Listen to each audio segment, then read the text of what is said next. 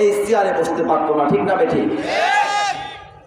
সম্মানিত ভাইয়ের আমার, এজন্য আমরা রাজনীতি থেকে বাদ আমরা কেউ নাই। কেউ আমি লীগ করি, কেউ বিএনপি, কেউ জাতীয় পার্টি, কেউ জামাত, কেউ চরমনাই, যতগুলো দল আছে আমরা সবাই কেউ না কেউ করি, ঠিক না বেঠি? ভোটার হলে দল করে, যে কোনো একজন তো ভোট দেয়। সম্মানিত ভাইয়ের আমার, নামাজ এমনি এমনি প্রতিষ্ঠিত হবে না। আল্লাহ নবী, বিশ্ব নবী মুহাম্মদ সাল্লাল্লাহু আলাইহি ওয়াসাল্লাম বলেছেন, যখন তোমার সন্তানের বয়স 7 বছর হবে, কয় বছর?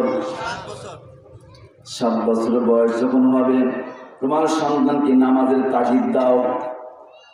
আমরা তো সব নামাজের তাগিদ দিই, নামাজের তাগিদ দেই না। এখন কিন্ডার গার্ডেনগুলোতে সকালবেলা ও ছেলের ওজন 1.5 কেজি, ওই বই নিয়ে যায় 3 কেজি, ঠিক না বেঠি? ছেলের ওজন 1.5 কেজি, বই নিয়ে 3 কেজি। 5টা প্রাইভেট টিচার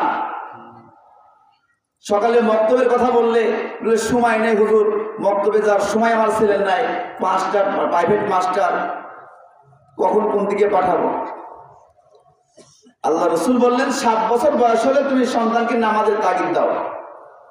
আর 8 বছর 10 বছর যখন বয়স হয়ে যাবে, তোমার সন্তান যদি নামাজ না আদায় করে, তার বিছানা ত্যাগ করাও। তারপরে কি করো? তার খাবার বন্ধ করে দাও। যদি তাও না হয়, তাহলে তোমার সন্তানকে প্রহার করো। কার কথা? জোরে বলেন, কার কথা? ঘুমাচ্ছেন নাকি? একটু হানা ধরেন, কিছুক্ষণ পরে আপনাদের প্রধান মেহমান চলে আসবে। আমি তো আলোচনা করতেছি না, মত দিবি বিনিময় করছি। সন্তানকে নামাজ না আদায় করলে তোমরা তোমার সন্তানকে প্রহার করো। অন্যান্য কাজ করার জন্য সন্তানকে মারি, হুকুম করি, লেখাপড়া না করার জন্য বকি, নামাজ না পড়ার জন্য আমার আপনার আদরের সন্তানগুলোকে একবারও বকি না, ঠিক না বেঠি? তাহলে সম্মানিত ভাইয়ের আমার, পিতা মাতার বেলায় যদি এই কথা আল্লাহ তাআলা বলেন, তাহলে আমাদের মাথার উপরে যারা 300 জন মানুষ বসে থাকে, তাদের ব্যাপারে আল্লাহ কোনো কথা বলছেন কি বলছেন না, এই কথাটা পাওয়া যাবে কোথায়? কোথায় পাওয়া যায় বলেন? কোরআনে। কোথায় পাওয়া যায় বলেন? কোরআনে কথা পাওয়া যাবে তো? ভালো করে বুঝে শুনে কথা বলবেন।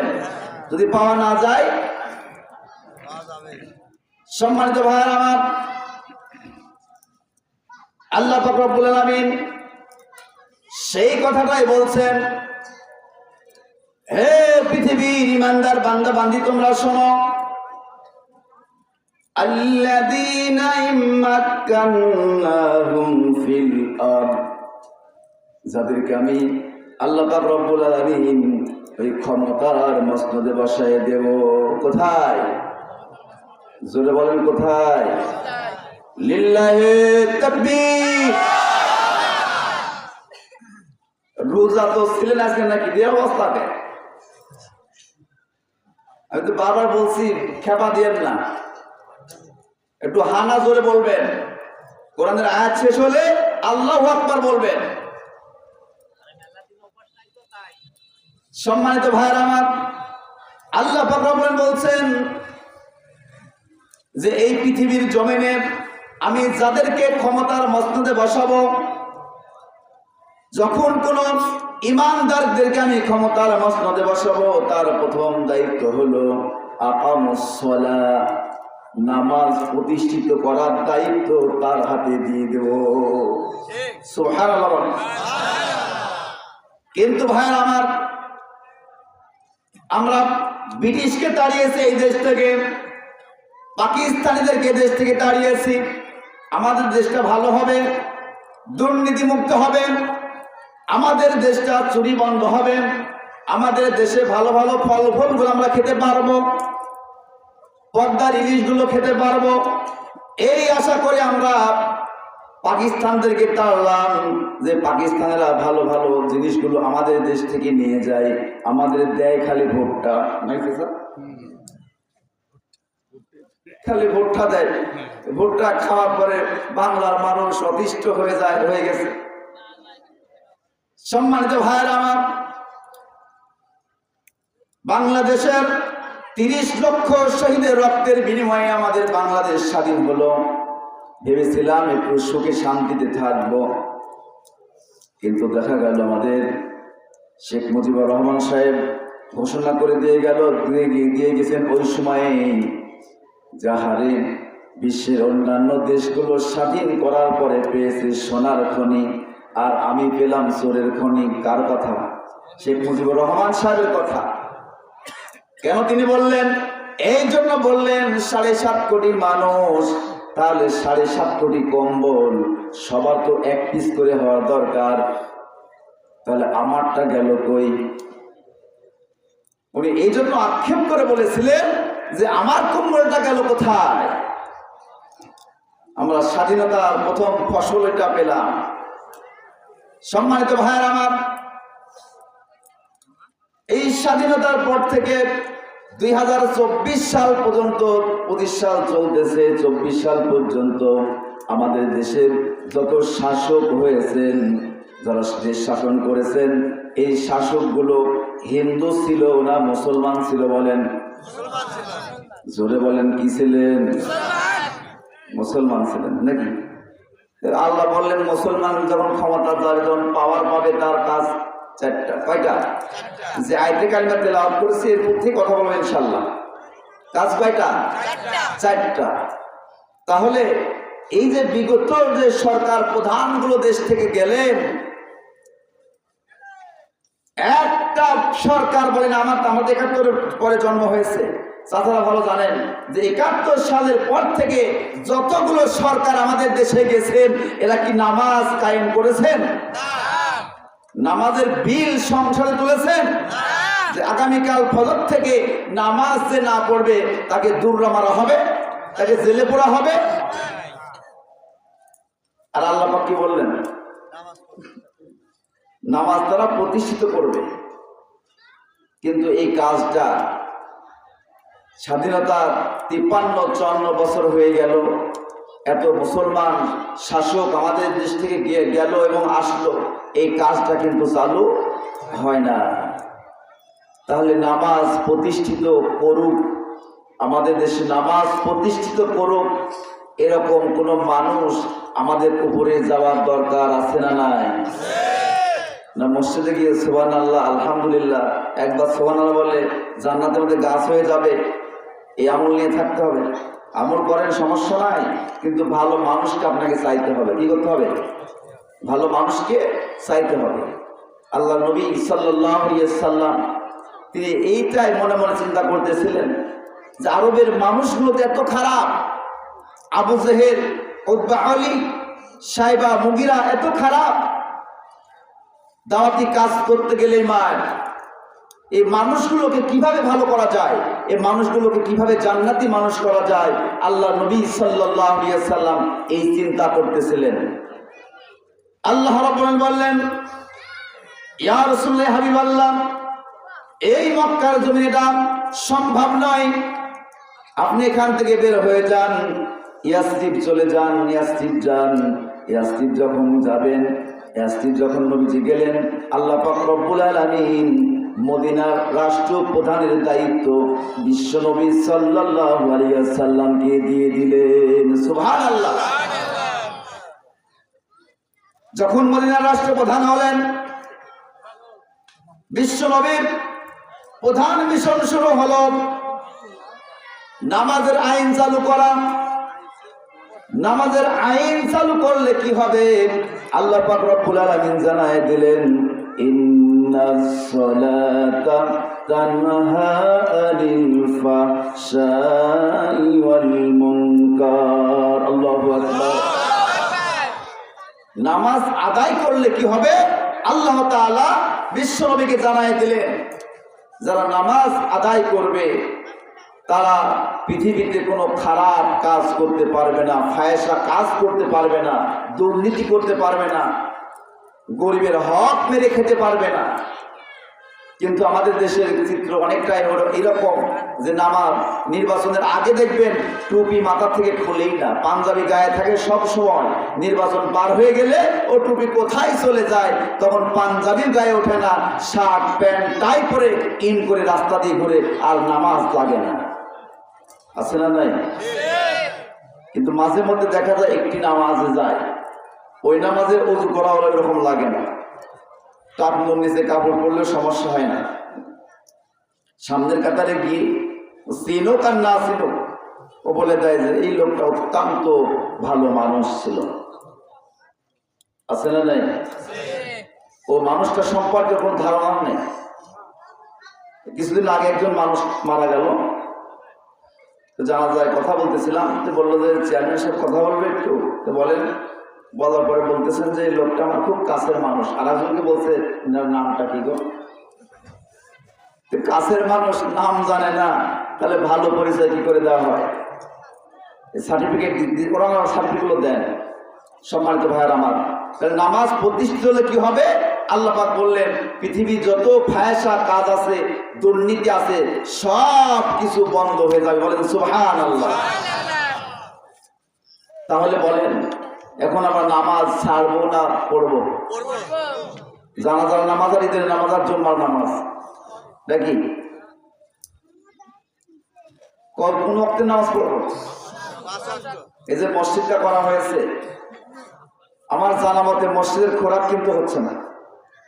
খালি এইটা নয়, বাংলাদেশে যে যেখানে মসজিদগুলো বর্তমানে অবস্থান করতেছে, মসজিদগুলো তো কিন্তু এত সুন্দর পরিবেশ করা হয়,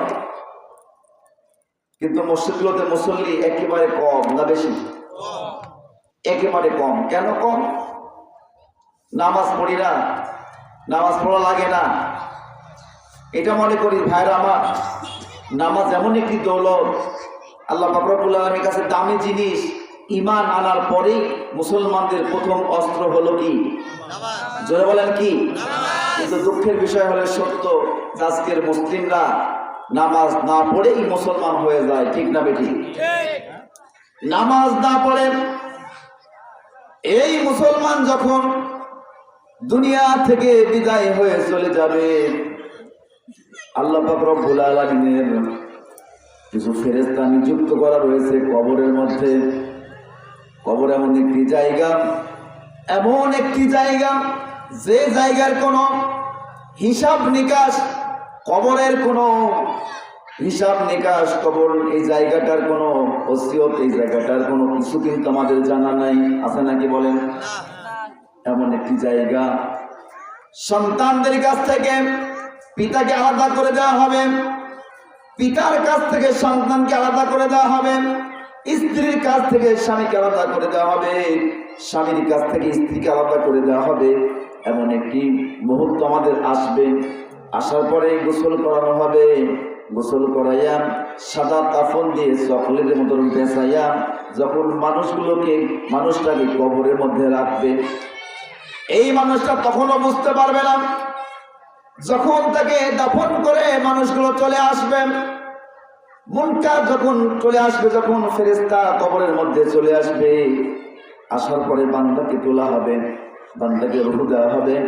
এই বান্দা তখন হাউমাউ করে চিৎকার করে কাঁদতে থাকবে, আয় আমার সন্তান কোথায় গেল, আমার বিবি কোথায় গেল, আমার ভাই কোথায় গেল, আমার বাবা কোথায় গেল। এই কবরের মধ্যে নির্জনে আমাকে একা রেখে চলে গেল, আমার পাশে তো কেউ নাই। যদি আমল খারাপ হয়ে যায়, নামাজ পড়ে নাই, রোজা করে নাই, হজ ফরজ ছিল হজ দেয় করে নাই, যাকাত ফরজ ছিল যাকাত দেয় নাই, আল্লাহর বান্দাকে যখন ওই কবরের মধ্যে প্রথম প্রশ্ন করা হলো মান রব্বুকা, কিসের প্রশ্ন হয় বলেন? খারাপ লাগতেছে? বলে মান রব্বুকা, তোর রব কে? কিন্তু বন্ধুরা আমার, যখন আপনাকে আপনার রবের নামে ডাকা হতো, যখন আপনাকে আপনার রবের নামে ডাকা হতো, আল্লাহু আকবার, আল্লাহু আকবার, আল্লাহু আকবার, আল্লাহু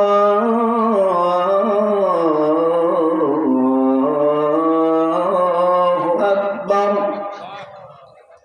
আশহাদু আন লা ইলাহা ইল্লাল্লাহ,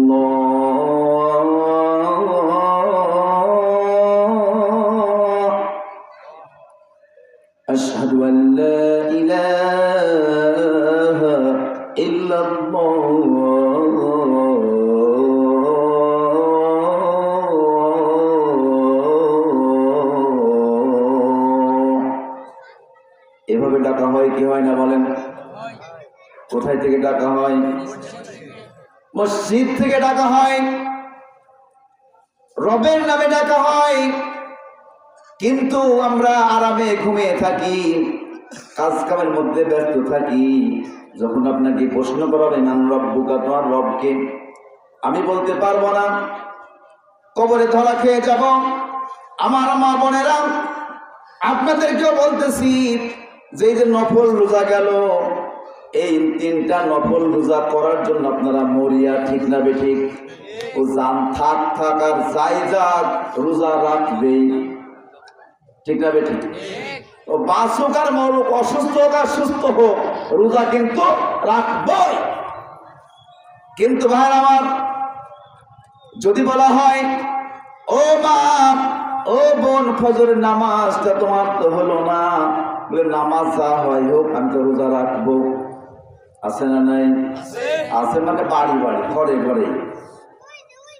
তোমাদের উদ্দেশ্যে বলতে চাই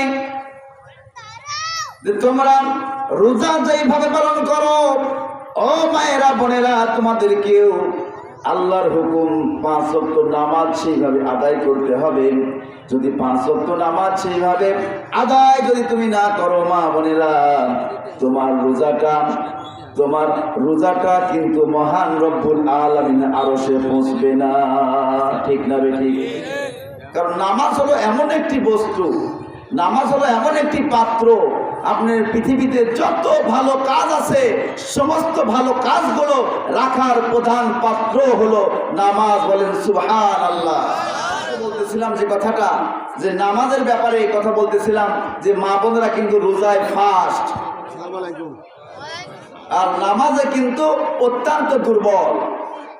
এজন্য আপনাদের উদ্দেশ্য আহ্বান জানাচ্ছি, আজকের মাহফিল থেকে শপথ করে যান যে বাড়িতে গিয়ে যদি এশার নামাজ না পড়ে আসেন, এশার নামাজ আদায় করে শুইবেন, আবার ফজর থেকে 5 ওয়াক্ত নামাজ পড়ার জন্য আপনারা নিয়ত করবেন, ইনশাআল্লাহ, এবং নামাজ আদায় করে নেবেন।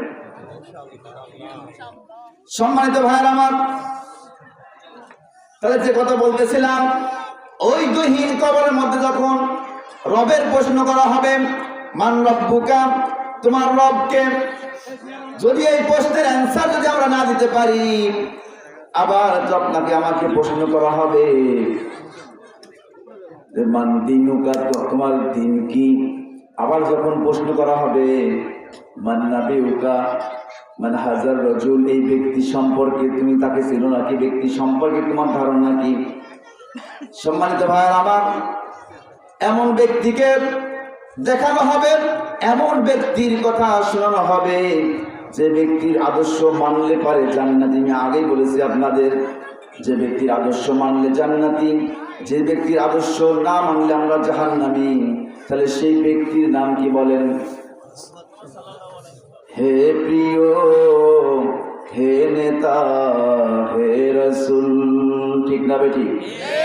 হে প্রিয়, হে নেতা, হে রাসূল, তোমারই মতো নেতা পেতে দুনিয়া কুল। হে প্রিয়, হে নেতা, হে রাসূল,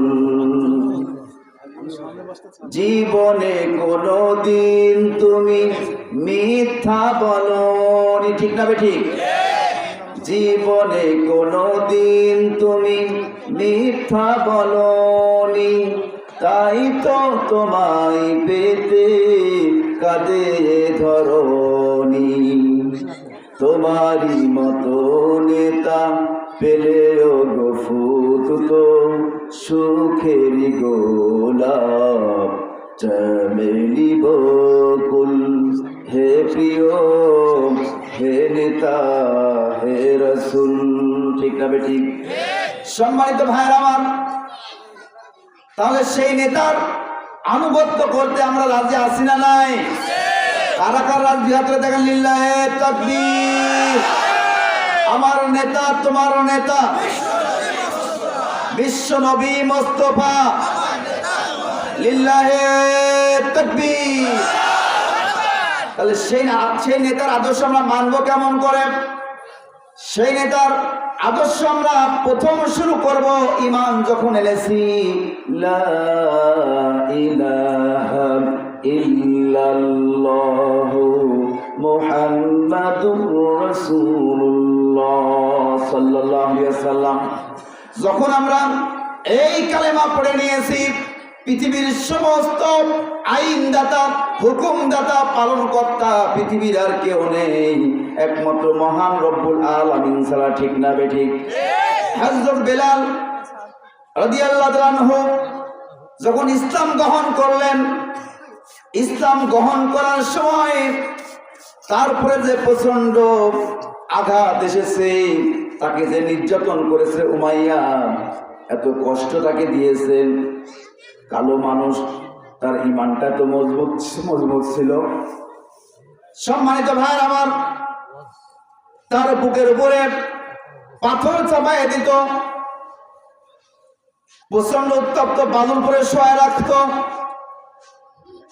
আপনারা বলতে পারবেন না যে আমরা ইসলাম গ্রহণ করার সময় বা আমিও ইসলাম গ্রহণ করার সময় আমাদেরকে এরকম কোনো কষ্ট করা লাগছে নাকি? বলেন, এরকম কোনো কষ্ট করা লাগে নাই। কিন্তু কোরআনের কথাগুলো বলতে গিয়ে, কোরআনের আলোচনাগুলো করতে গিয়ে, কোরআনের কথাগুলো ময়দানে বলতে গিয়ে, মসজিদে বলতে গিয়ে আমাদের দেশের আলেম ওলামাগুলো এইরকমও কষ্ট করেছে। ঠিক না বেঠিক? সম্মানিত ভাইয়ের আমার, নামে মুসলিম, আবার তাহাজ্জুদ গুজারি। ঠিক না বেঠিক? কোরআন তেলাওয়াত করে সকালে, আবার শোয়ার সময় কোরআন তেলাওয়াত করে। কর্মীরা এটা ফেসবুকে ভাইরাল করে দিয়েছে, কিন্তু এই নামাজি ব্যক্তি মানুষগুলোকে ধরে ধরে নিয়ে গিয়ে, আলেমদেরকে ধরে ধরে নিয়ে গিয়ে, এমন ছোট্ট ছোট্ট কয়েকদিন আগে দেখলেন যে মুরগির কোঠার মতো এই সব জায়গাগুলোতে ধরে নিয়ে এই মানুষগুলোকে কষ্ট দিয়েছে। আবার তিনি হজও করেছেন। ঠিক না বেঠি? বানাই বললাম, এখন বানানোর যুগ না, যা হচ্ছে সব দেখা যাচ্ছে। সম্মানিত ভাইয়ের আমার, তাহলে এই নামাজকে প্রতিষ্ঠিত করতে গিয়ে, এই নামাজকে সমাজের বুকে প্রতিষ্ঠিত করতে গিয়ে হযরত বেলালের রক্ত ঝরেছে। ঠিক না বেঠিক? বেলালকে বলা হয়েছে, বেলাল তুমি আহাদ নাম বলতেছো, এই নামটা ছেড়ে দাও, মুহাম্মাদের প্রতি ঈমান তুমি ছেড়ে দাও, কালেমা ছেড়ে দাও।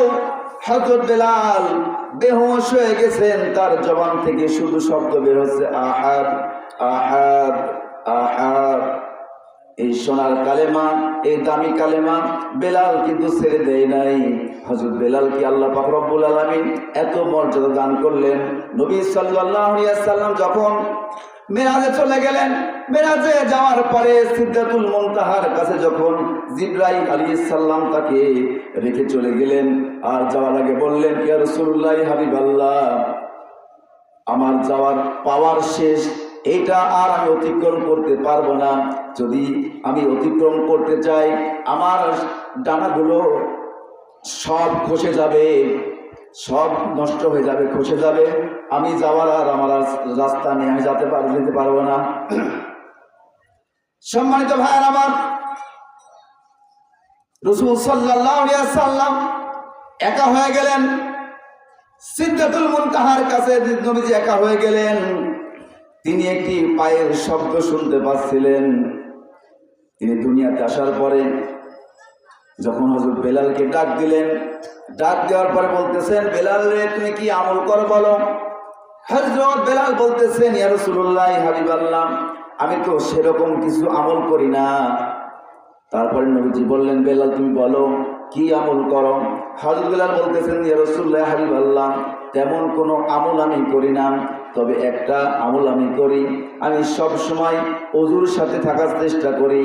যখন ওযু নষ্ট হয়ে যায় আবার ওযু করি, আর ওযুর জন্য আমি 2 রাকাত নামাজ পড়ে থাকি। হযরত বেলালকে নবীজি বললেন, বেলাল রে তুমি আমলটা যেন ছেড়ে দিও না, কারণ যখন জিবরাইল আলাইহিস সালাম আমাকে সিদরাতুল মুনতাহাতে রেখে চলে গেলেন, আমি তো ভয় পাচ্ছিলাম, কিন্তু আমার ধারণা হচ্ছিল বেলাল রে তুমি আমার চতুর্দিকে হাঁটতেছো। সুবহানাল্লাহ। আর এখন আমরা অজুরে নামাজটা পড়ি জমার দিনে।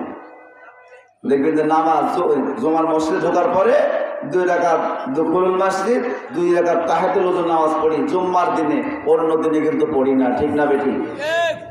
আমরা জানার চেষ্টাও করি না।